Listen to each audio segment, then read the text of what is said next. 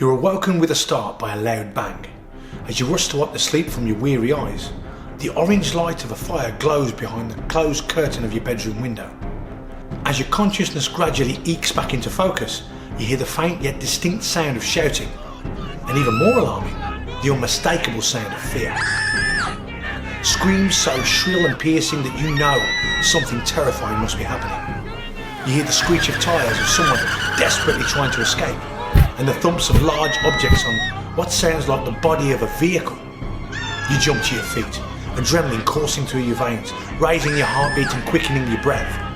You nervously peer through a slit in the curtain to see the chaos and horror that has befallen what is ordinarily a quiet suburban street. People are going crazy. Some are filled with unbridled aggression, attacking people indiscriminately. Others are running and fighting off assailants with whatever they can. In the glow of the fire, you see your elderly neighbour, Mrs. Jones, stooped over a large man, chewing chunks out of his neck. His blood saturates the paving slabs as the last moments of his human existence twitches away. A guttural scream erupts downstairs, followed by hard, deliberate bounce. They're trying to get in. You're next. You know what this is. This is a zombie apocalypse.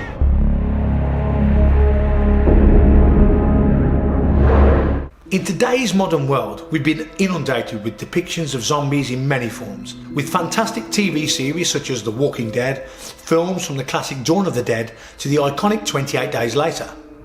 Following these on-screen embodiments of the genre, there was an evolution into highly popular video games franchises, such as Resident Evil, Left 4 Dead, Dead Rising, Dead Island, Dead Space, Dead Nation, Dead Block. So, basically lots of games with dead in the title.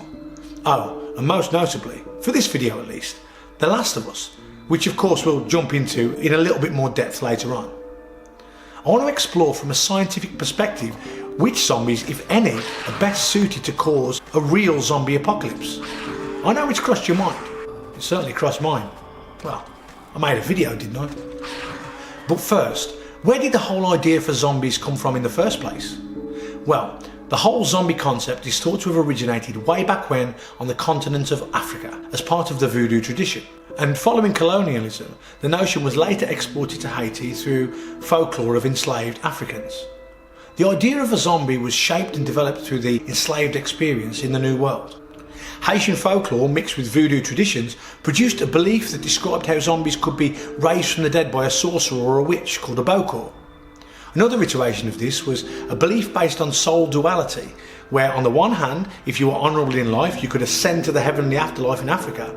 However, if you offended the deity Baron Samedi, no idea if that's how it's pronounced, you could forever be condemned to be a slave in death as a zombie.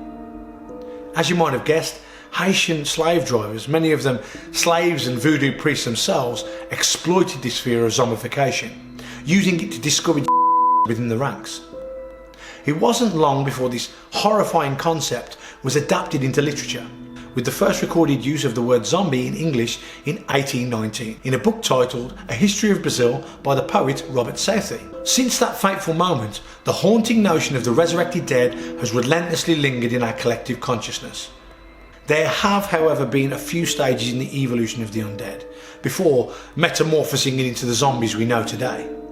In line with the metaphysical nature of the voodoo tradition, the early undead had a spiritual, magical or even demonic influence that persisted until the mid to late 20th century.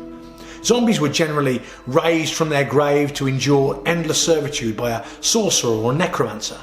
And up to this point in time, infected or plague souls weren't even in the collective psyche. One of the earliest examples of undead being portrayed as part of a sickness or plague is the 1966 British film The Plague of the Zombies.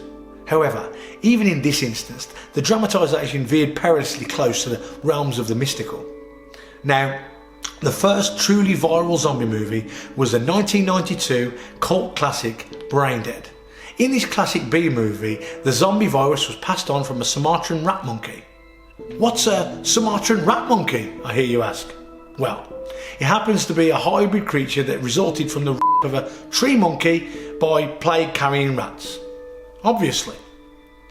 I don't want to spoil the plot too much because I know you're chomping at the bit to see this one, but needless to say, shipping a plague-ridden hybrid primate to a zoo in Wellington, wasn't the best idea. Now don't worry if you've never heard of this flick. It was a relatively low budget zombie comedy based in New Zealand and was actually known as Dead Alive in the US, directed by an obscure director. You might have heard of him, Peter Jackson? Obviously, he went on to bigger and better things, but this particular piece set the ball rolling with infection becoming the primary cause of zombification from here on in. Following on from this, there was the birth of the truly terrifying fast zombie. No longer could you calmly saunter away from a slow brain-dead corpse that would be hard-pressed to catch your nan. This new breed of zombie was aggressive, strong, relentless and fast. And this horrifying iteration inspired a slew of new franchises, each one more heart-thumpingly intense than the last.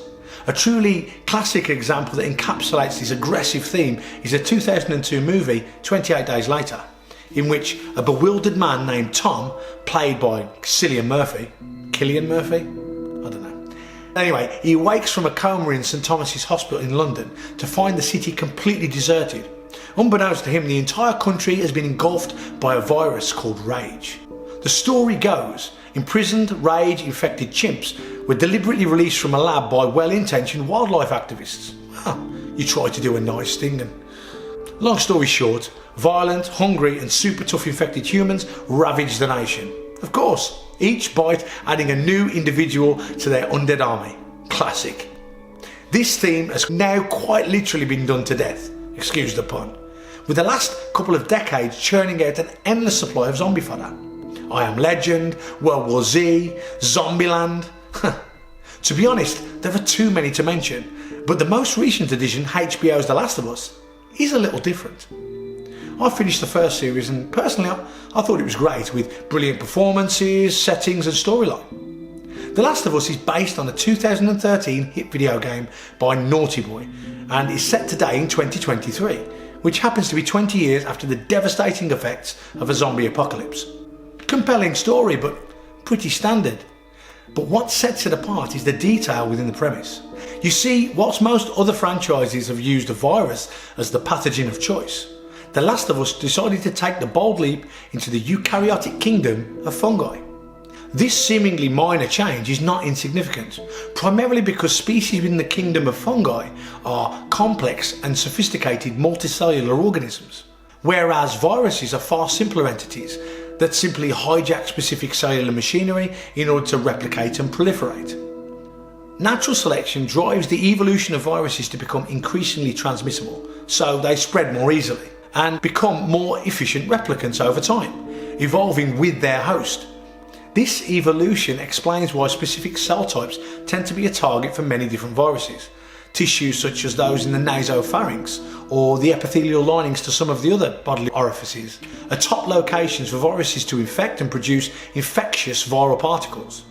And for good reason. Sneezes and coughs and other bodily secretions easily spread viral replicants to unsuspecting hosts. Looking at things from a broad perspective, when contaminated by a zombie virus, the infection seems to modify the behaviour of the host, encouraging further spread through the medium of biting wounds.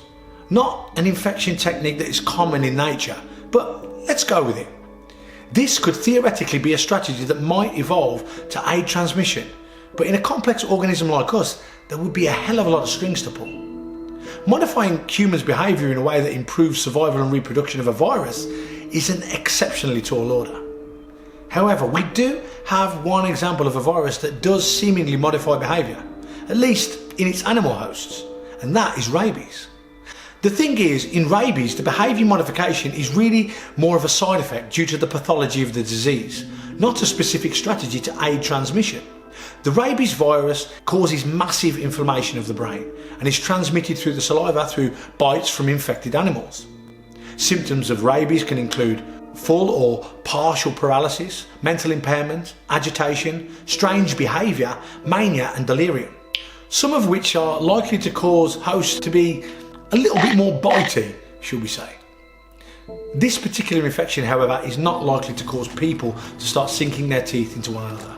So while it shares a few characteristics of a zombie virus, with our higher cognitive status, it doesn't really fit the bill. An infection or parasite taking over the human brain? altering human behaviour through modulation of neural connections or neurotransmitters seems fairly unlikely, just due to the complex nature of the brain structure and the subtle interplay of specific regions and their interconnected functions. But perhaps an infection could exploit the elements of the endocrine system, affecting the release of certain hormones. Changes to hormones can massively impact behaviour, as anyone with teenage children will no doubt tell you. Take ghrelin as an example. This hormone is involved in appetite, and if upregulated, could make you incredibly hungry, to the point where you could think of little else. And you know how you get when you get hungry. Very bitey. Another example could be modification of sex hormones, testosterone and estrogen, which could modulate sexual desire, making you hornier, which I should think would be a great strategy for spreading sexually transmitted diseases. Of course, I've got no idea whether this occurs, and the thought of chlamydia certainly doesn't do it for me. But, you know, takes all sorts. So let's move on to a different class of infection, the one seen in The Last of Us, a fungal infection. And no, I'm not talking about a discoloured toenail. This one is terminal. So, the fungal infection, which The Last of Us is based upon, is a bona fide, 100% real, actual zombie-like infection that occurs in ants of the Campanatini tribe, most notably carpenter ants. The infection is that of the parasitic fungus Cordyceps. This insidious organism has evolved spores that utilise specific enzymes that penetrate the ordinarily impervious chitin exoskeleton of the ant. Once the tough exterior has been infiltrated, the fungal hyphae proceeds to envelop the internal structure of the insect. The infection spreads throughout the ant's body, filling every nook and cranny with specialised tissues, causing convulsions and agitation to the ant. Its internal musculature is eventually taken over, fully under the control of the fungus, leaving portions of the central nervous system completely intact. Once under control of the parasitic fungus, the ant proceeds to find a leaf of the appropriate height located near the colony. It crawls to the underside of the leaf, gripping the vein-like structures with its mandibles, whilst the fruiting body erupts from the ant's head, releasing more Cordyceps spores onto unsuspecting ants below, completing the cycle and dooming its fellow compatriots to a similar fate. Gruesome, eh? This kind of infection seems terrifying, and as portrayed in The Last of Us, it truly would be. One of the more disturbing details that you may have picked up is that this kind of infection doesn't actually take over the nervous system, i.e., it leaves the brain intact. Instead, it extensively infects the muscles, exerting motor control and potentially leaving the victim completely conscious. Just imagine living in some kind of locked-in syndrome where you're doomed to fully experience life as a ravenous zombie, with no way of stopping it or exerting any conscious control. There's got to be a movie in that.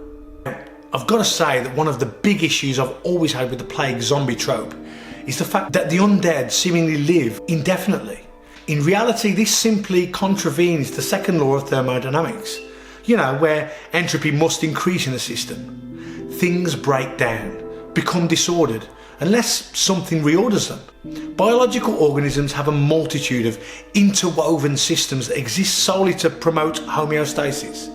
And in the words from the Red Queen from Alice Through the Looking Glass, it takes all the running you can to keep in the same place. Put simply, you don't have the appropriate regulation and metabolic activity within the cells of an organism, then those cells and ultimately the organism itself will die. For good, but not zombies. Look, there's no way that a virus could maintain these complex biological systems in perpetuity, as well as managing to circumnavigate the host's immune system and keeping the host somewhat alive. But a highly diverse multicellular fungus, that's a different story. Theoretically, a fungus could spread its mycelium into the surrounding soil when the infected were at rest, leaching enzymes into the ground in order to liberate nutrients from dead biotic material. Those nutrients could be transferred into the circulatory system of the infected host, or in a newly constructed fungal circulatory system. This could kind of maintain a level of homeostasis, preventing the decay of tissues and allowing the host to live on to infect more people. If this seems like a stretch, it's probably because it is, to be honest. But given the versatile and plastic nature of the kingdom of fungi, it's not likely, but maybe possible. For instance, take the fact that the single-celled slime mould Fusarium polycephalum has been shown to be able to solve mazes, and in one instance, when presented with an environment based on the map of Japan, oat flakes representing major cities, it developed a complex network of nutrient channeling tubes that rivaled the efficiency of Japan's existing rail system, all without a single neuron. Pretty impressive. Now, don't get me wrong, it would take a highly specific set of structures containing specialist tissues that are perfectly adapted to the host and that can also effectively evade the human immune system in order to achieve full zombification. So a zoonotic leap from carpenter ants to humans is completely out of the question. The only real way that a complex parasite-host relationship that we see in The Last of Us would come into being is through hundreds of thousands, if not millions of years of co-evolution, as is the case with many other parasitic infections. Basically, if we ain't seen this infection in previous years, it's unlikely to suddenly occur. Another thing that should also be noted is that fungi reproduces through budding, fragmentation and the release of spores, with the latter being the most likely to be used to infect hosts. Now, airborne transmission was part of the original game, and I think that it makes a lot more sense. But I do understand the decision to restrict transmission to biting in the series, as it would be hard to see how everyone isn't already infected 20 years on. Maybe fragmentation of mycelial cells occurs in the mouth and spreads through bites in zombie saliva. Why not, eh?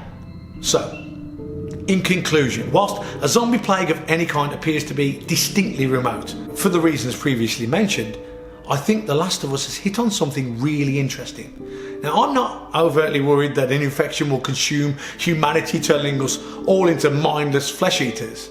But if it does, I think it's far more likely to be related to athlete's foot than the common cold. Thanks for watching. If you like this video, please consider hitting the like button, subscribing, or checking out one of these bad boys. This is a small channel and we really appreciate all the help we can get. Thanks. Bye.